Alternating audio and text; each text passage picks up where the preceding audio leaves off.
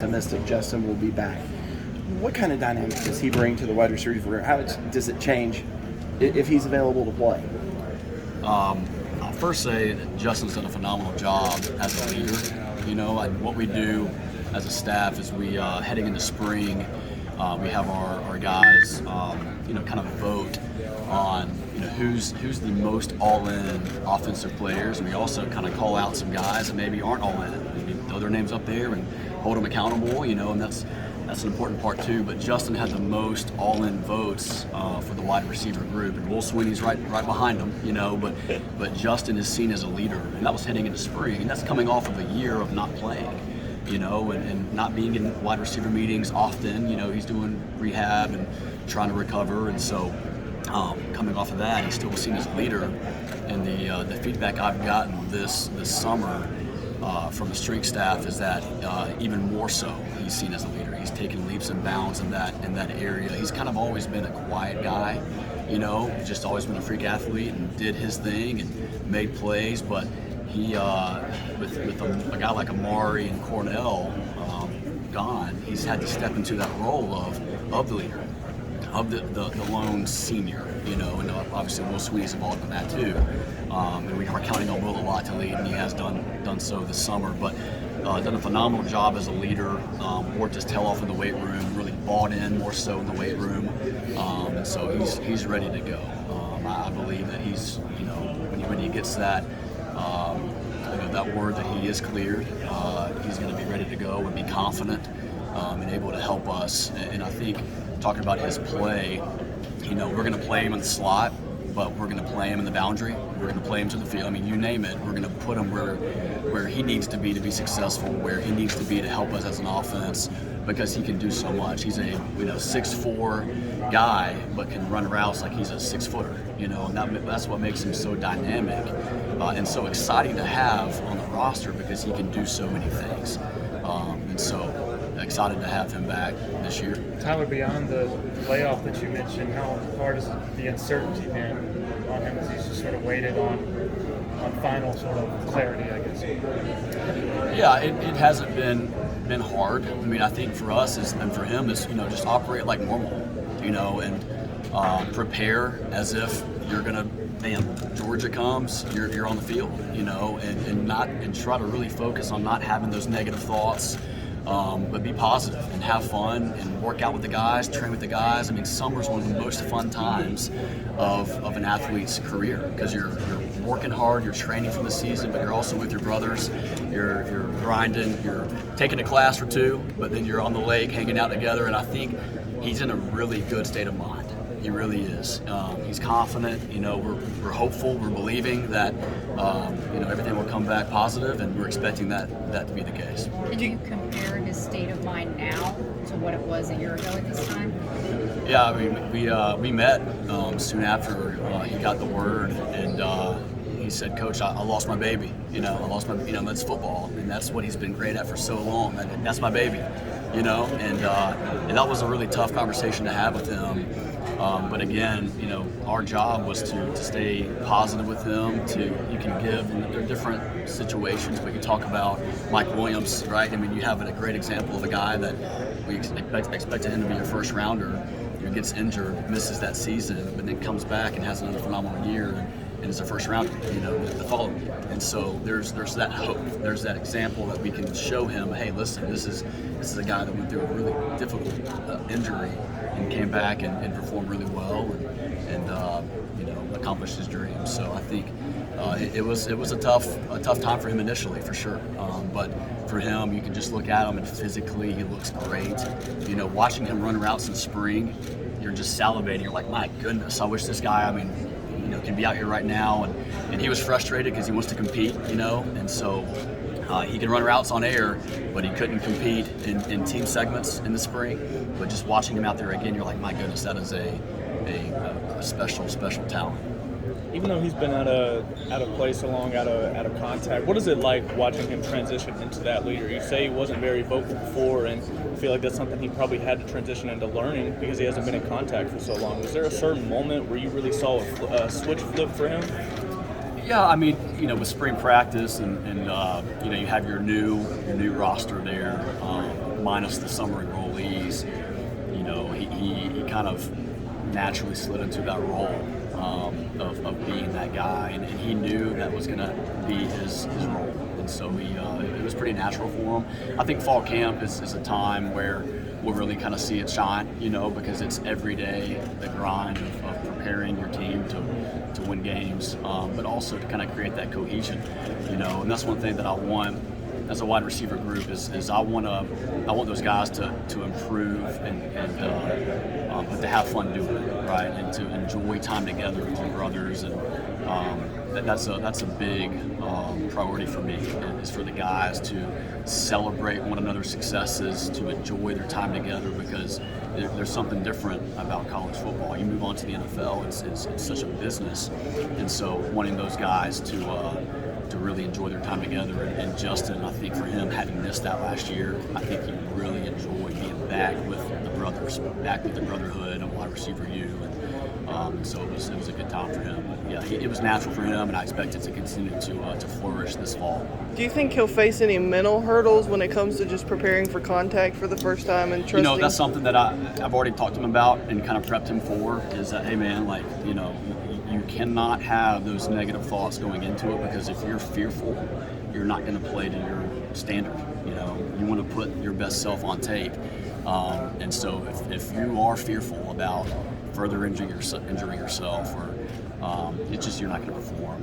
And I had the same thing with Mike Williams, you know, and I remember heading into his first game back was against Auburn, and that year, but he played well, you know. And I think that's the thing, is that once you take the first hit, you just move on. You play football, and you know, from that point on, it's what's my alignment, assignment, just execute, you know. And that's what we're going to train him to do this fall camp, right? He'll take some hits in fall camp. That's part of it, you know. And so I think that'll be good for him to kind of get that out of him heading into our first game. What type of lift has he given just the other receivers in terms of what they've been doing this off season, their work ethic to raise their games as well? Yeah, I mean, you know, we're not around Right. much in the summer. You know, I know those guys, whether they're working here or going home. You know, they travel together. I know he and EJ, right? They're from the same hometown, Joe. You know, so they train together on the side. They'll go and run the hills, run the dikes together. You know, putting in that work together. With Amari will come back in town. You know, former players come back in town, and you know, we have a rich tradition at wide receiver here. And so those guys, that brotherhood is strong. And so to me, I think when you know, this time of year, the summer, when you have no coaches around, you have the strength staff, but then they're out of the way when the footballs come out, you know, that's when the group is really formed, right? The cohesion is really formed. And so, you know, I hate that I can't see it, because I'm excited to get out there first day on the grass to really see, okay, what kind of improvements have these guys made. But that'll be soon. So looking forward to seeing those guys and what they've accomplished in the offseason. You just mentioned moving him to the boundary or the field, playing the 9, playing the 7, playing the slot. As an offensive coach, does it kind of make you, as you mentioned a minute ago, salivate to think, you know, he can be in the slot one play, then we can move him to the 9, move Shipley into the slot for a play. Mm-hmm. He can be on the field with Frank at the same time and God at the same time.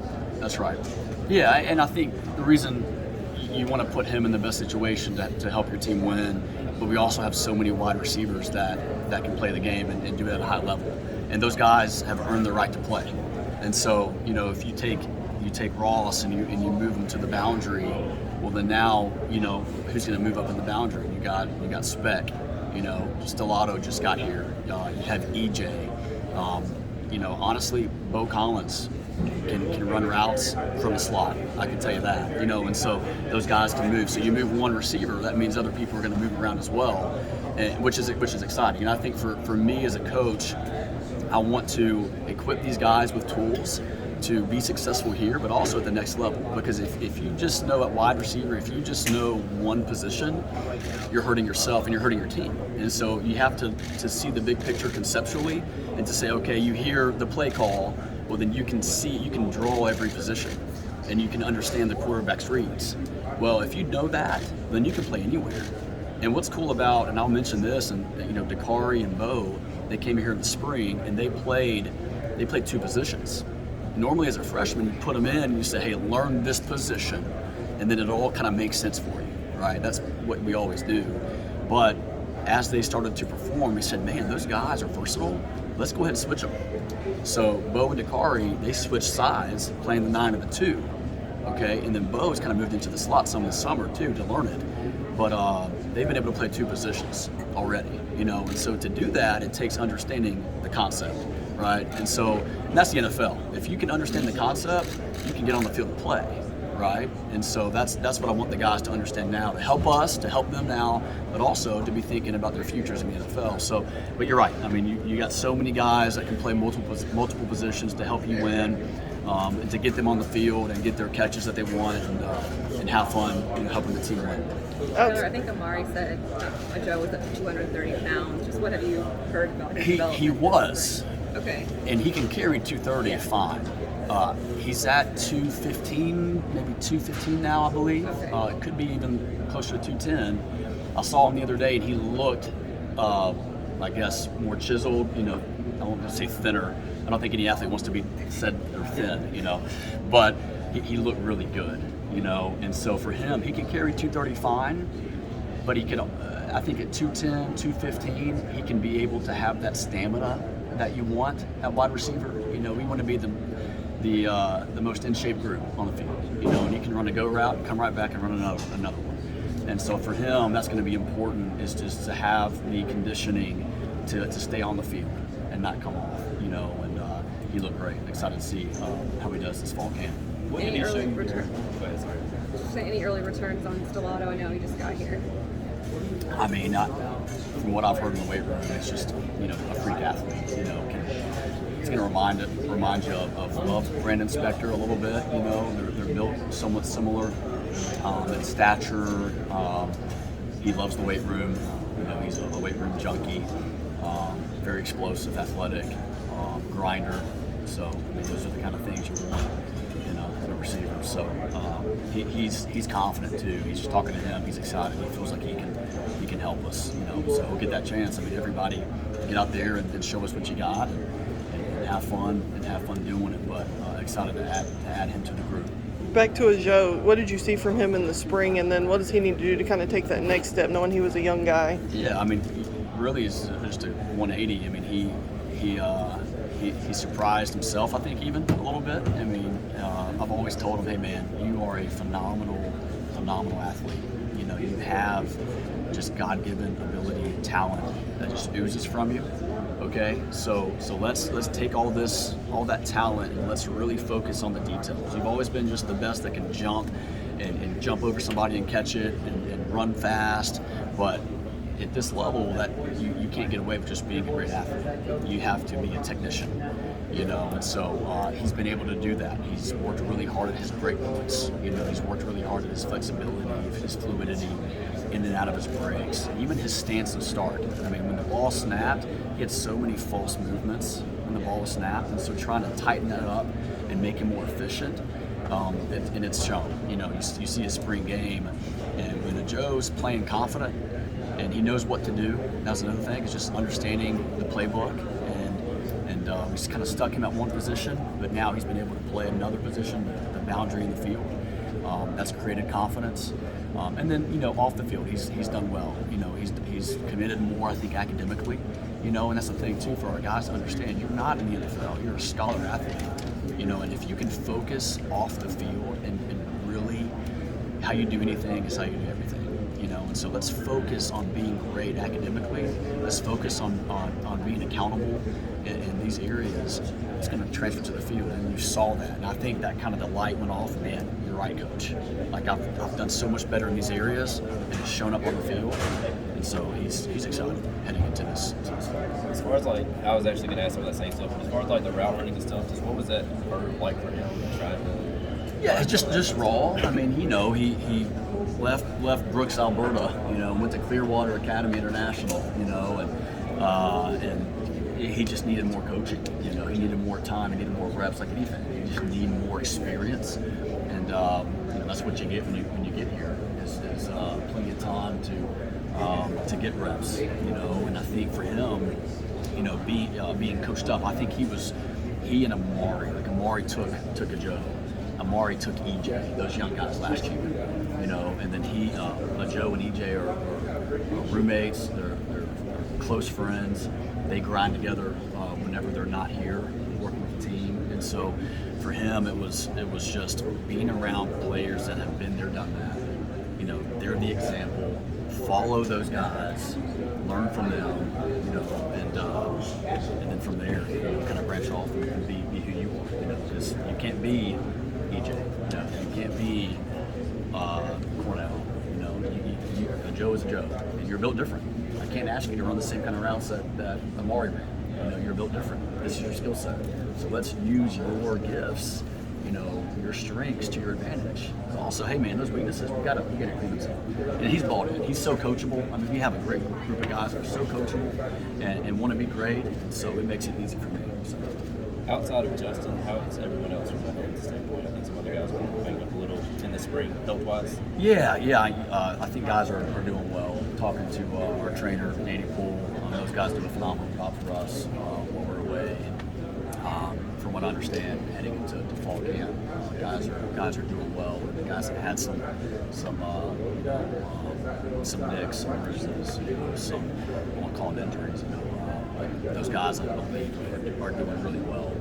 So we expect to be full strength heading into fall camp. What is the ceiling for a healthy, at his best, Ngata? Yeah, I mean, some are calling him a first rounder, you know, and I expect him to be a first rounder. You know, that's what I would love for him. I think that's his expectation, is that I have, you know, he would say he has the talent, he has the ability to be a first round guy, you know, and so I would love to see that happen for him. And so for him to be a first rounder, it's going to take first round effort. It's going to take first round recovery. I mean, that's the thing. You look at Amari. He treated himself like a pro. He focused. He was the last one off the field after practice. He was the first one on. He was the first one in the training room. The prehab, the nutrition. You know, unfortunately, so many guys that leave college and then they're like, oh, now I'm gonna get committed. You know, nutritionally. Like, no, let's do that now, and that's gonna help you. Kind of set the floor, raise that floor a little bit higher, you know, heading into the NFL. But those guys haven't experienced the injuries, he and Frank haven't experienced the injuries they had last year, and how frustrating that was for them. For me, talking about a depth chart and kind of having to roll guys in, that was tough, you know, and for our team. And so they don't want to be in the same situation. And some of that is out of your control. Injuries are out of your control sometimes. But if you get injured, you at least can say, hey, you know what? I did all I could do to prepare myself to be full strength.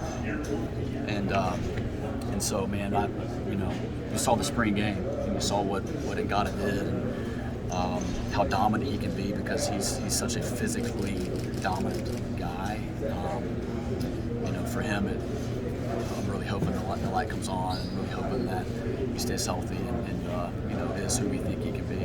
From my recollection, he wasn't full strength even in the spring game. So is that an example of what you're talking about, him sort of pushing through? Yeah, and that's part of it. I mean, part of being a football player is playing through discomfort. You know, especially at wideout, you have those guys that are wound up tight, that are, you know, 0 to 60 in 4 seconds. You know, kind of guys that you know, we call them Ferraris. You know, you get a little nick. Oh, they feel every nick. You know, and so understanding, you know, man, you have to be durable. If you're going to play in the NFL, they're not going to invest in a guy that stays hurt. So can you be durable? And again, that goes back to preparing your body and the prehab and the rehab. And so, and I've told him, I said, hey man, listen, you have to be known. If I talk to a scout, I want to be able to say, yeah, he had a couple injuries, they were out of his control, but he's a durable guy. If he feels a nick, a bruise, he plays through it. He's tough. And he is tough, but those injuries have been out of his control. And so I think for him now, man, let's focus on preparing holistically for a long season. And when I do feel some of that pain, some of that discomfort, that's part of it, man. Lean into it, push through. And again, talking about Ross, if I'm worried about an injury, I'm probably going to get injured. I mean, let's get that out of my mind. Let's focus on the task at hand, on my alignment, on my assignment, and be focused on that, and have fun playing a game. Coach, how have you seen Ross progress just this offseason and where he kind of looks going into this fall?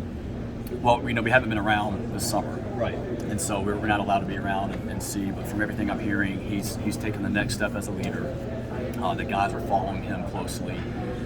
He's confident. He's added that muscle mass that he kind of lost last year.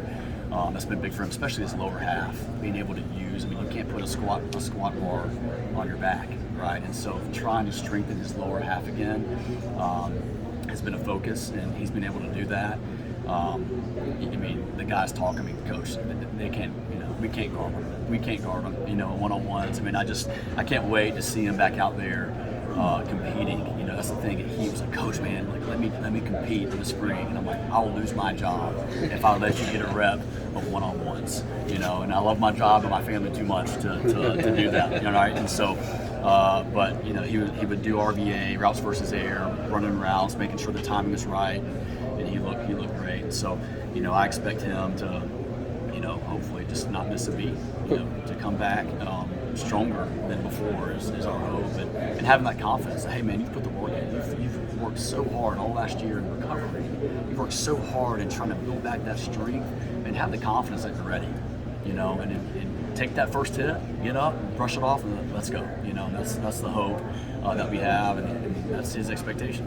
Frank, Playing him at slot, obviously a much different body size than Amari's. How can having a guy with his size and skill set at that position put stress on defenses? Yeah, I mean, you look at sometimes you look at a nickel. Okay, so a nickel slot corner.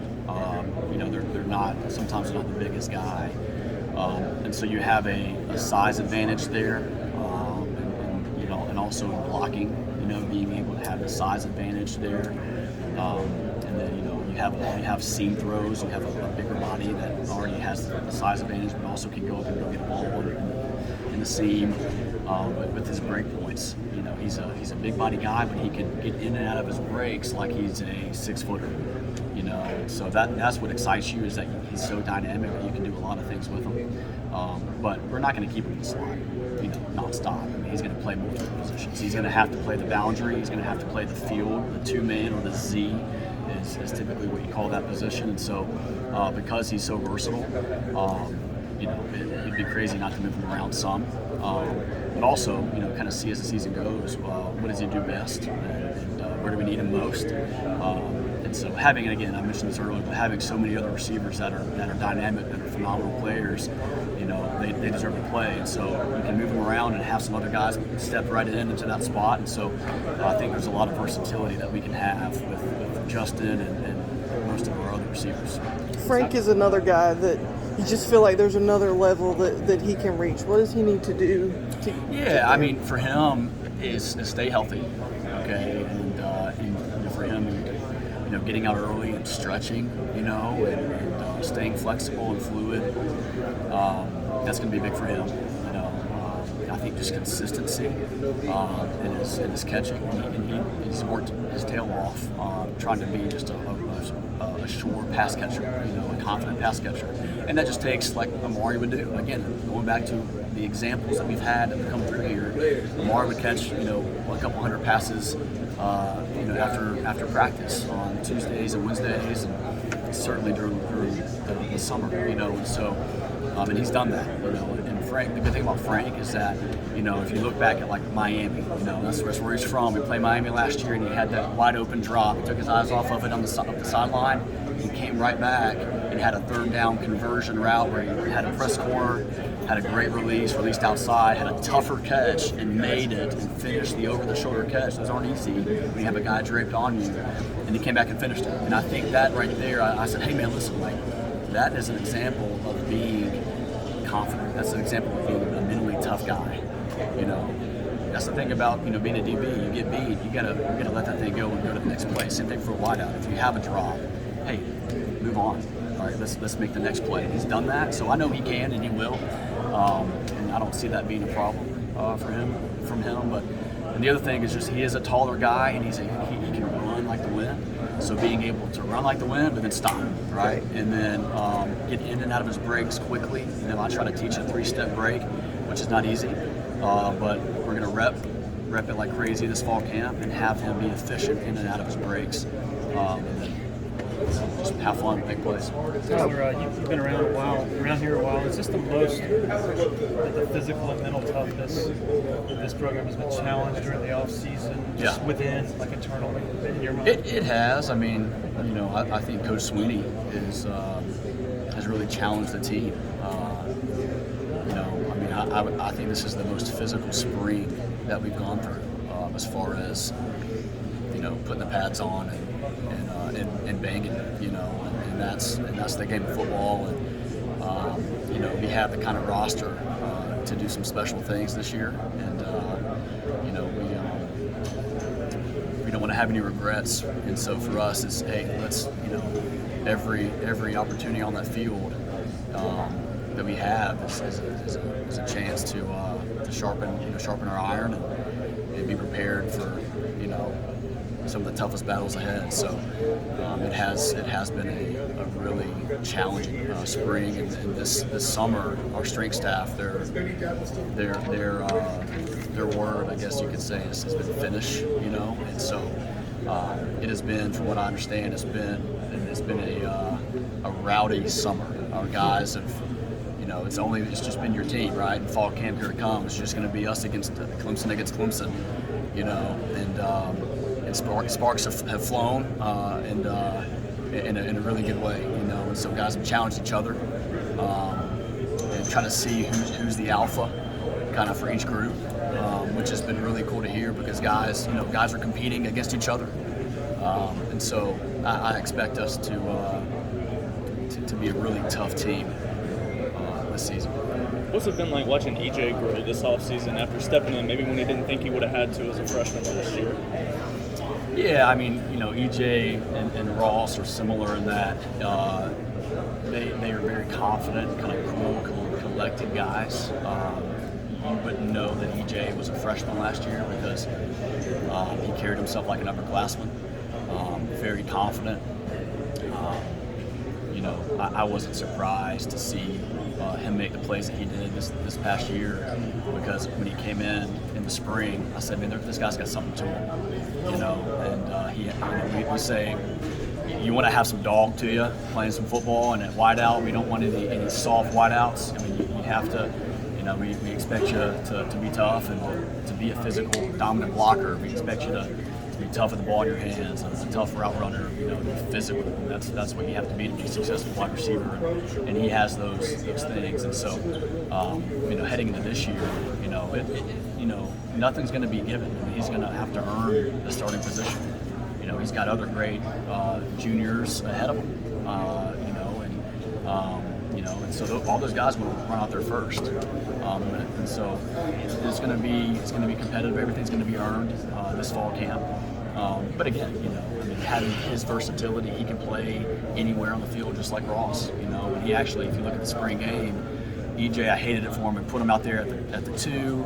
Wanted to try to get him a ball down the field. Never really quite came to him in the spring, but then in the spring game, we moved him to the slot, and he had a stick route, caught it, got upfield, had a pretty good gain for a first down, and so he can do that. He can run those quick change of direction routes in the slot, and so we're going to use his skill set to really help us be successful this season. Even if he's not on the field to start the games at the beginning of the season this year, do you fully expect him to be ready when his name's called? Oh, no doubt. And I think anybody would tell you,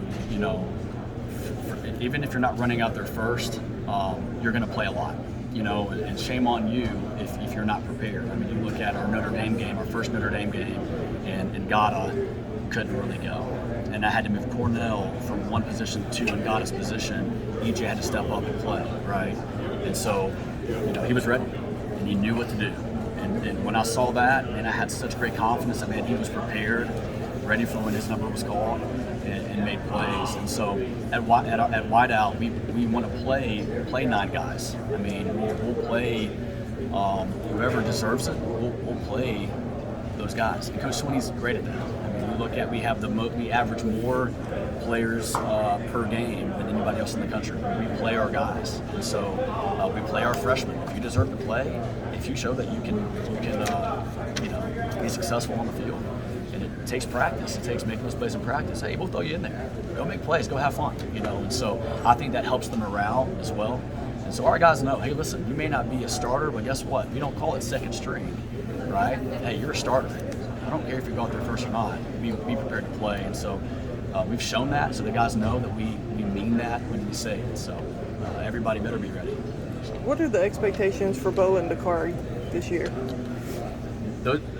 Having seen them this spring, we're excited about it. And we feel like they can contribute this season. They are. What I love about both of them is that they're versatile. They both showed up, and we kind of had an idea of where they could play, the boundary in the field. And as they performed, we said, "My goodness, you know what?" And I think we began with Dakari to the field.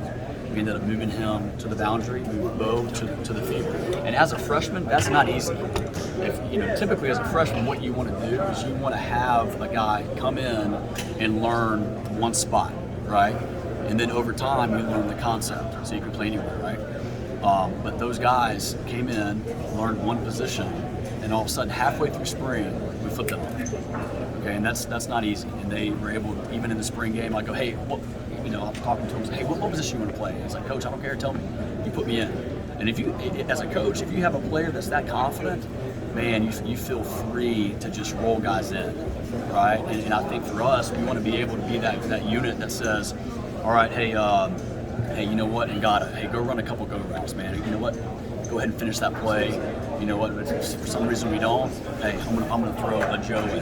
Hey, Joe, go do the same thing. Hey, Dakari, go do the same thing. Hey, EG. I mean, so, that's what I want to have is just confident playmakers that are just chomping at the bit to get in there and dominate.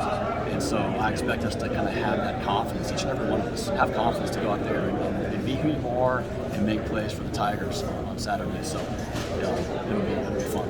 I just walked up.